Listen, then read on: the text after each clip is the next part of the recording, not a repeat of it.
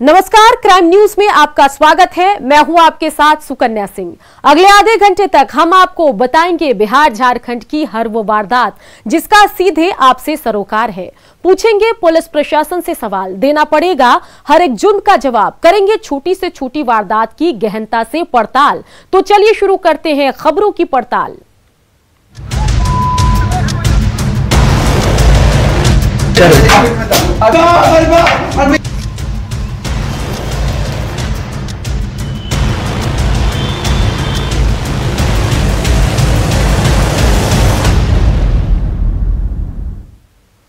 रुपेश सिंह हत्याकांड के बाद बिहार सहम गया है। लोगों के जहन में 15 साल पुरानी यादें ताजा होने लगी है। लोगों को घर से बाहर कदम रखने में डर लगने लगा है।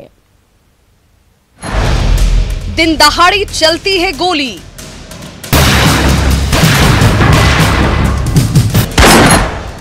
खामोश है खाकी की बोली।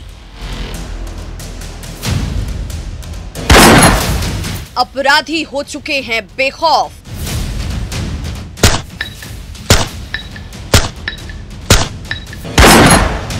खाकी के दावों में ही खौफ।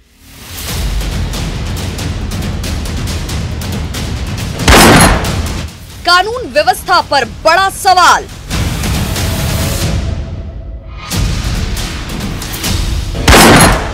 अपराध से बिहार का बुरा हाल।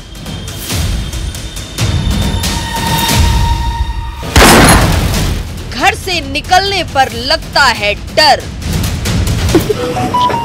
अब तो लगता है कि गोली कांड आम हो गया है। 15 साल वाला है, बस वही पीछे बैक चले गए हैं। पौष इलाके में भी खौफनाक मंजर।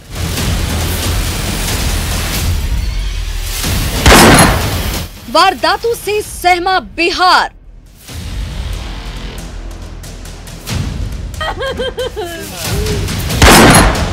अपराधियों से खाकी की हार। बिहार में डर लगता है।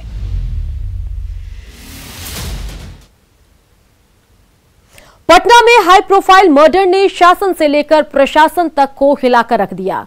सरेशाम हुई इस वारदात ने राजधानी में सुरक्षा व्यवस्था की पोल खोलकर रख दी है। तारीख 12 जनवरी 2021। ये वही समय है जिस समय इंडिगो एयरलाइंस के मैनेजर रुपेश कुमार सिंह की गाड़ी पर बदमाशों ने ताबड़तोड़ फायरिंग शुरू कर दी, जिसमें से 3 गोली रुपेश के सीने को चीरती हुई निकल गई। राजधानी पटना में हड़कंप मच गया। शासन से लेकर प्रशासन तक हिल गया, क्योंकि मामला हाई प्रोफाइल था। यह वही लग्जरी कार है जिसमें रुपेश बैठे थे और ऑफिस से लौटकर अपने घर के नीचे गेट खुलने का इंतजार कर रहे थे।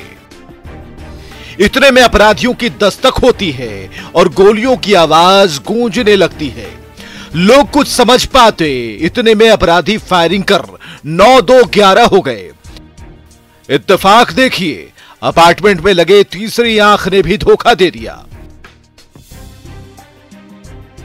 सीसीटीवी कैमरे में कुछ भी कैद नहीं हुआ, क्योंकि वो पिछले 2 साल से खराब पड़ा है।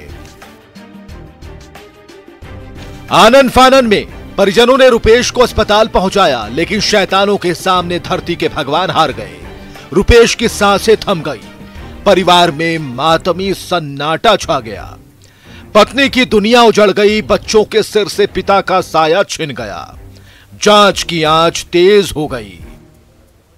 सियासी गलियारे में भी आरोप प्रत्यारोप का दौर शुरू हो गया, क्योंकि सच हर कोई जानना चाहता है, जो अभी कोसों दूर दिख रहा है।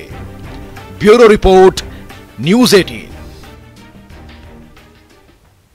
इंडिगो के मैनेजर रुपेश सिंह की सरेशाम हत्या कर दी गई और पुलिस को कुछ इसके बारे में अभी तक हम बात करें तो हाथ खाली है। लेकिन घटना को लेकर कई लूपहोल्स भी देखने को मिल रहे हैं।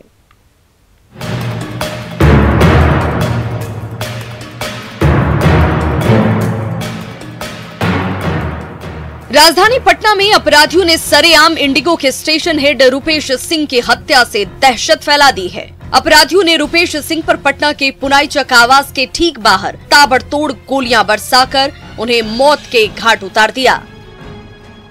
हाईलाइट में रहने वाले रुपेश सिंह की हत्या से पुलिस की कार्यशैली पर गंभीर सवाल खड़े हो रहे हैं। साथ ही कई लूपहोल्स भी सामने आए हैं। जाहिर है इस पर सवाल खड़े हो रहे हैं। जब एक ही रास्ता था तो कैसे अपराधी निकल गए? मर्डर के बाद अपराधियों को किसी ने कैसे नहीं देखा? अपार्टमेंट का सीसीटीवी कैमरा आखिर ठीक क्यों नहीं कराया गया? आसपास के सीसीटीवी कैमरों में क्या कैद हुए हैं अपराधी? कुसुम विला अपार्टमेंट के लोगों को कब मिली जानकारी? अपार्टमेंट का गार्ड घटना के वक्त कहां गायब था? रुपेश के आने जाने की जानकारी कौन दे रहा था? घटना से पहले किस किस ने रुपेश से संपर्क किया था? हत्या के बाद रुपेश की कार को पुलिस ने कब्जे में ले लिया है। साथ ही उनके कार से मिली मोबाइल को भी खंगाला जा रहा है। पुलिस इस बात की जानकारी इकट्ठा करने में जुटी है कि अंतिम बार रुपेश की बात किससे हुई थी। जिस तरह से पटना में इस हत्याकांड को अंजाम दिया गया, उसके बाद पुलिस को पेशेवर शूटर्स पर शक है। लेकिन सवाल है कि पुलिस अपराधियों का पता कब तक लगाएगी? न्यूज़ 18 के लिए पटना से आनंद अमृतराज के साथ संजय कुमार की रिपोर्ट। बात पूर्णिया की, जहां बेखौफ अपराधियों ने दुर्गाबाड़ी के पास एक स्वर्ण कारीगर से 15 लाख के गहने की लूट की। पीड़ित कारीगर सुदीप कुमार ने 12 घंटे बाद पुलिस को फोन कर लूट की बात बताई, जिसके बाद से सहायक खजांची पुलिस मौके पर पहुंचकर मामले की पड़ताल में जुटे हैं। पुलिस सीसीटीवी कैमरे को भी खंगाल रही है। अपराधियों ने लूट की वारदात को उस वक्त अंजाम दिया जब पीड़ित कारीगर संदीप कुमार मंगलवार की रात अपने साथी के साथ कारखाना जा रहा था। घर गए, हम दुकान से घर गए तो मेरे घर के गेट पे 2 लड़का पहले से खड़ा था। वो दोनों आया, बंदूक निकाला, सामान छीन के लेके गया। क्या सामान? ज्वेलरी था, सामान था, ज्वेलरी था। कितना का? लगभग 300 ग्राम, 14-15 लाख। 15 लाख। कितने अपराधी थे वो लोग? 3 थे सर। बात मुजफ्फरपुर की, जहां बेखौफ अपराधियों ने दिन दहाड़े बैंक लूट की वारदात को अंजाम दिया। सेंट्रल बैंक की गरहा शाखा से 4,80,000 रुपए की लूट की। बता दें कि इस लूट की वारदात को हथियारों से लैस 5 अपराधियों ने अंजाम दिया। लूट की वारदात के बाद बैंक के पास अफरा तफरी का माहौल है। सिटी एसपी राजेश कुमार दल बल के साथ मौके पर पहुंचकर मामले की जांच में जुटे हैं। मुजफ्फरपुर में 5 दिनों में बैंक की लूट की ये दूसरी घटना है। इससे पहले बंधन बैंक के सकड़ा ब्रांच से 17 लाख की लूट हुई थी और 8 जनवरी को ये पिछली लूट हुई थी।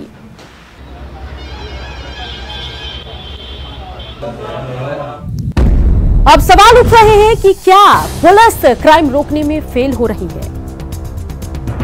5 दिनों में लूट की दूसरी वारदात आखिर कैसे हुई? और अगर दोनों मामलों की बात की जाए तो पुलिस ने दोनों मामलों में अब तक किया क्या है?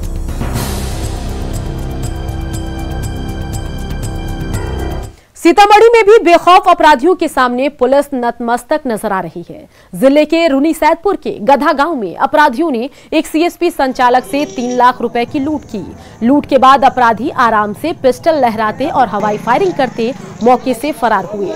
घटना को लेकर इलाके में दहशत का माहौल है और पुलिस की कार्यशैली को लेकर लोगों में गुस्सा है। स्थानीय लोगों के मुताबिक लूट की खबर मिलने के 1 घंटे बाद पुलिस मौके पर पहुंची। मुजफ्फरपुर में हवसी दरिंदों ने हैवानियत की सारी हदें पार कर एक नाबालिग छात्रा की इज्जत को तार-तार करने के बाद जिंदा जला दिया।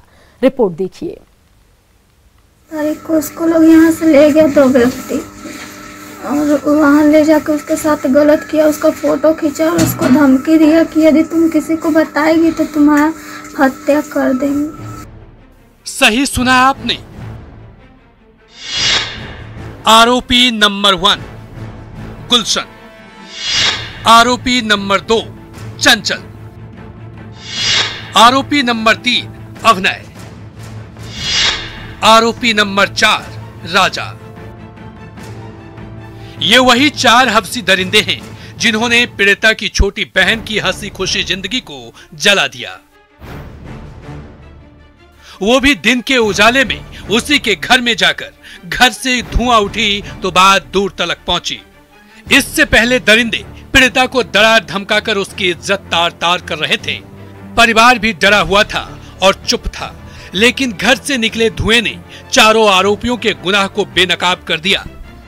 घर पर नहीं थे, हम बगल के चाचा के घर पर थे, तो वो लोग आए, उसके साथ गलत किया, उसको मार कर आग लगा दिया। और जब हम आए घर पर, अंदर से केवाड़ी बंद था, हम खोलने का प्रयास किए तो वो लोग खोले और खोलते आग सहित लोग लेके चला गया लाश को, और हमको धमका के गया, इस बारे में अगर तुम किसी को बताई तो तुम्हारा भी यही हाल करेंगे। 5 सितंबर 2020 को गुलशन और चंचल ने नाबालिग छात्रा को घर से बुलाकर उसके साथ हैवानियत की सारी हदें पार की, तस्वीर भी उतारी और जुबान ना खोलने की धमकी भी दी। 3 जनवरी 2021 को फिर दिन के उजाले में गुलशन और चंचल अपने दोस्त साथी अवनय और राजा के साथ पीड़िता के घर जा धमके और उसके साथ उसके घर में ही दुष्कर्म की घटना को अंजाम दिया। जी नहीं भरा तो जान ले ली। शातिरों ने साक्ष्य मिटाने के लिए छात्रा के शव को जलाने की कोशिश भी की। मेरे बच्चे को जला के मुआ दिया गया, उसके साथ दुष्कर्म हुआ है। न्याय चाहिए, मेरे को न्याय चाहिए, न्याय चाहिए, न्याय चाहिए। फोटो वायरल किया है लोग, वीडियो कॉल से उसको संपर्क किया जाए कि वो कॉल को निकाला जाए, जो हमारा न्याय मिले। आवेदन लेट से प्राप्त हुआ है हम लोगों को, और जैसे ही प्राप्त हुआ उस पर FIR दर्ज कर हम लोगों ने कार्रवाई शुरू कर दी है। आगे की रणनीति, सबसे पहले तो हम लोग इसमें अरेस्टिंग के लिए लगे हुए हैं, है ना। छापेमारी की जा रही है, की भी गई है, और उसके बाद जो भी जितने भी बिंदु आ रहे हैं अनुसंधान के दौरान उन सबको देखेंगे हम लोग। देर होने का कुछ कारण? उनके पिता बाहर थे, जब वो आए तो ये सब जानकारी हुई है। मुजफ्फरपुर की दिल दहला देने वाली इस वारदात ने सनसनी पैदा कर दी है। 4 लड़कों ने एक नाबालिग के साथ न सिर्फ दरिंदगी की, बल्कि सबूत मिटाने के लिए दुष्कर्म के बाद उसकी हत्या कर उसे जला दिया। लेकिन वे अपने मंसूबे में कामयाब नहीं हो पाए। इस मामले में पंचायत करने की भी कोशिश हुई, किंतु जैसे ही मामला पुलिस में आया तो पुलिस एक्टिव हो गई है। अब SDPO सरैया के नेतृत्व में कार्रवाई शुरू हो गई है। देखना है परिणाम कब तक सामने आता है, लेकिन पुलिस ने जिस तरीके से आश्वासन दिया है, इसका कुछ न कुछ नतीजा जरूर निकलेगा। सुधीर कुमार, न्यूज़ 18, मुजफ्फरपुर। अब सवाल यह है कि परिजनों ने मामले को दबाकर क्यों रखा। चलिए सवाल आपके टेलीविजन स्क्रीन पर हम दिखा रहे हैं। सबसे पहले सवाल उस परिजन पर जिसने अब तक पूरे मामले को दबाकर रखा, पुलिस को संपर्क नहीं किया। उसके बाद अगला सवाल कि पीड़िता ने दुष्कर्म की बात पिता से क्यों नहीं बताई। पुलिस चारों गुनहगारों को कब तक गिरफ्तार करेगी। अब बात मुजफ्फरपुर के चर्चित अभिषेक हत्याकांड की, जिससे पुलिस ने पर्दा उठा दिया है और साजिशकर्ता पड़ोसी को बेनकाब कर दिया। चर्चित अभिषेक हत्याकांड से उठा पर्दा, साजिशकर्ता पड़ोसी हुआ बेनकाब। कर्ज से उबरने के लिए रची साजिश, कारोबारी ने ली कारोबारी की जान। हत्या के 6 दिन बाद पहुंचा सलाखों के पीछे। हाथों में हथकड़ी और आंखों पर पट्टी बांधे पुलिस कस्टडी में खड़े वही 4 अपराधी हैं जिसे पुलिस ने चर्चित मोबाइल कारोबारी अभिषेक अग्रवाल की हत्या मामले में गिरफ्तार किया है। हालांकि शूटर अभी भी पुलिस की गिरफ्त से दूर है। हत्या के 6 दिन बाद पुलिस ने CCTV फुटेज खंगालते हुए ये सफलता हासिल की है।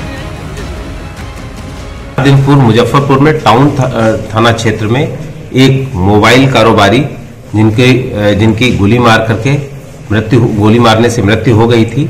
इस मामले में पुलिस ने बड़ी संजीदगी से एक SIT टीम बनाई। SIT टीम ने लगातार 4 दिनों तक इन्वेस्टिगेट किया और इन्वेस्टिगेशन के पश्चात इस मामले का खुलासा हो गया है। मुजफ्फरपुर पुलिस ने जो खुलासा किया है वो चौंकाने वाला है, क्योंकि इस चर्चित हत्याकांड के पीछे कोई और नहीं बल्कि कारोबारी अभिषेक का पड़ोसी था, जिसने कर्ज से उबरने के लिए अभिषेक की हत्या की साजिश रची थी। इसके अलावा उस घटना में प्रयुक्त की गई गाड़ी भी बरामद हुई है। जब इन लोगों से पूछताछ की गई तो इन्होंने बताया कि जो मोबाइल कारोबारी थे उनके बगल की शॉप का एक कारोबारी था जिसको पैसे की आवश्यकता थी और वो कर्ज में डूबा हुआ था। इसी के दौरान उसने जो मृतक था उसके साथ में उससे पैसा लेने की कोशिश की। जब पैसा नहीं देने के पश्चात में उसने एक योजना को अंजाम दिया और अपने साथियों के साथ में इस मोबाइल कारोबारी की गोली मार के हत्या की और हत्या के पश्चात में 50 से 60 हजार रुपए जो कि एफआईआर में दर्ज है उसको लूटने का प्रयास किया और लूट करके ले गए। राजेश नाम का आदमी है जिनसे इनका जान पहचान है, वही आदमी बुलवाया था। ठीक है, तो बोले थे कि 10% तुमको मिल जाएगा। हम बोले मेरा 10% में कर्जा नहीं सधने वाला है, हम छोड़ दिए इस काम को। हम बोले कि नहीं, सब काम नहीं करिए। लेकिन अचानक से उस दिन जो वारदात हुआ, हम नॉर्मल खा पी के आराम कर रहे थे, फेसबुक चला रहे थे, तो हम देखे तो इनके पे फोन किया अगला कि ऐसी गोली चला दिया है। हमको बोला कि हम लूटेंगे, खाली हम मिर्चाई पटा के हल्का से चक्कू मारेंगे, खून बहेगा तो दे देगा ही बैग। लेकिन वो लोग कुछ किया नहीं, छीना भी नहीं है, न दिखाया, और डायरेक्ट गोली मार दिया। पुलिस ने जब हत्या से जुड़े एक एक कड़ी को जोड़ना शुरू किया तो इस हत्याकांड से एक एक कर पर्दा उठता गया। पुलिस ने सीसीटीवी में दिख रही बाइक को भी ठेकेदार राजेश के ठिकाने से जब्त किया। साथ ही राहुल की निशानदेही पर नाले से एक पिस्टल बरामद किया गया। राजेश का 3 आदमी का, 3 आदमी को हम नहीं चिंतित। राजेश कहाँ का है? 0 माइल का है। उसने ही गोली मारा था? मरवाया, 3 लड़का को बुलाया था। तो उसको कैसे टेंडर मिला इसका? उसको हम बताए थे राजेश को। आप कैसे जानते हैं राजेश को? वो ठेकेदारी लाइन करता है ना, फिर सेंटिंग का काम, उससे जानता। तो बोला कि हमको क्या कि जमीन का कागज उस पर कर्जा दिलाने के लिए। तो उसी मैटर में बोला कि कोई काम होना होगा तो देख के बताना। लाइन का था, हम बोले ठीक है देखे, हम बता दिए, गलती कर गए। राहुल और किशन ने अपना जुर्म तो कबूल कर लिया है, लेकिन अभी भी शूटर राजेश पुलिस की गिरफ्त से दूर है, जिसकी तलाश जारी है। सुधीर कुमार, न्यूज़ 18, मुजफ्फरपुर। क्राइम की खबरें अभी और भी है, बने रहिए, जल्द लौटेंगे।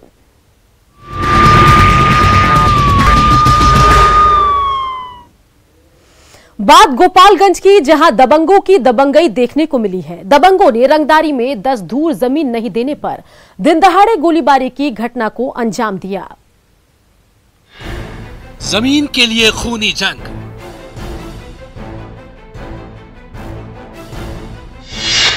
दबंगों ने पहले दी धमकी,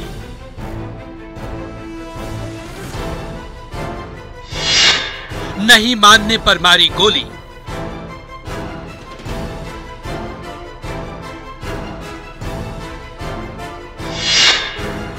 रंगदारी में रक्त रंजित,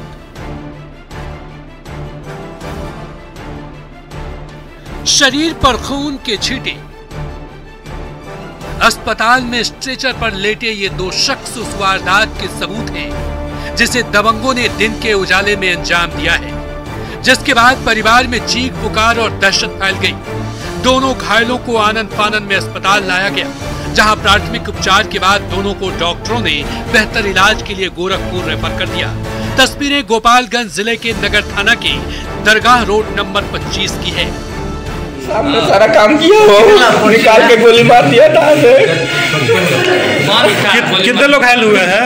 वो 10, 12, 20 आदमी थे। 20 आदमी से कम नहीं है। पूरा घर में आके जमा हुए रात भर से, और चला दिए गोली आके फौरन। नाम बताओ। गुलाब था, अहमद था, कमला एजेंट था। दबंगों ने ये खूनी खेल जमीन पर कब्जा करने को लेकर खेली है, जिसमें सोहराब आलम और कलामुद्दीन आलम जख्मी हुए हैं, जो नगर थाने के दरगाह रोड निवासी तहुवर हुसैन के पुत्र हैं और दोनों मेडिकल हॉल के मालिक हैं। इस पूरी वारदात के पीछे 10 धूर जमीन है, जिसे दबंग रंगदारी में मांग रहे थे। फॉर्मूला एजेंट और तालिब, शाहिद, गुलाब, गुफरान, ये लोग आके, अहमद आके धमकी दिए लोग कि 10 धूर जमीन चाहिए हमको रंगदारी में। तो हम लोग इसका विरोध किया कि रंगदारी में जमीन हम लोग नहीं देंगे, अगर आपका पेपर होगा तो आप लीजिएगा, तो नहीं, रंगदारी में हमको चाहिए ज़मीन। अगर नहीं देते हैं तो इसका अंजाम भुगतना पड़ेगा। एक दिन पहले धमकी दिए लो, आज सुबह में 5 बजे आके बाउंड्री वगैरह ढा दिए लो। इसका विरोध हम लोग किए हैं, तो 2 आदमी को गोली मार के ये लोग जख्मी कर दिए हैं। ये पूरी वारदात नगर थाने से महज कुछ ही दूरी पर घटी है, जो पुलिस के लिए चिंता का विषय है।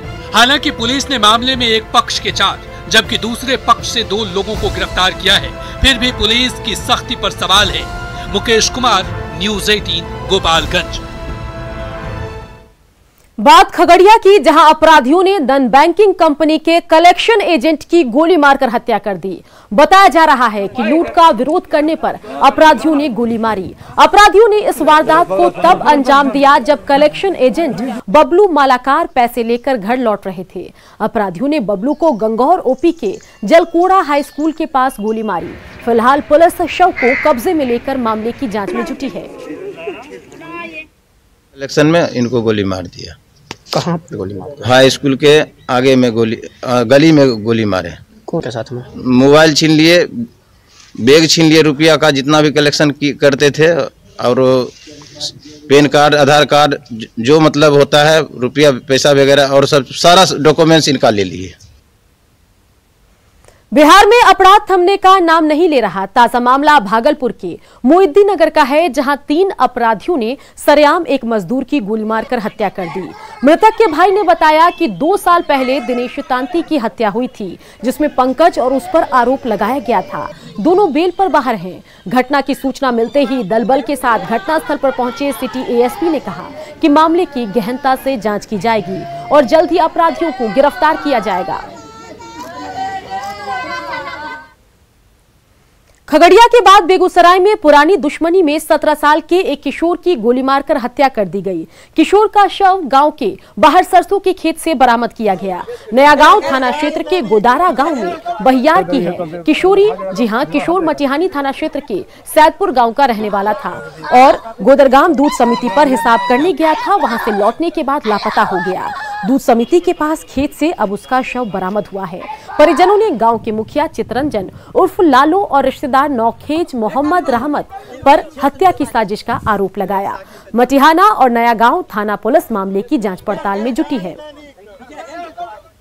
8 बजे तक मार 9 बजे यहाँ आए फाइट पर 9 साढ़े 9 बजे गोली मार के हम 10 बजे से खोजिए रही दूध लग अभी तक नहीं ले। हॉस्पिटल गोदरगामा फाइट के आगे फाइटे पे गए हिसाब करल फाइट पर हिसाब करल गेला दूध का हुए सब हिस्सा क्या चप्पल मेरे इसका 17 साल का लोग।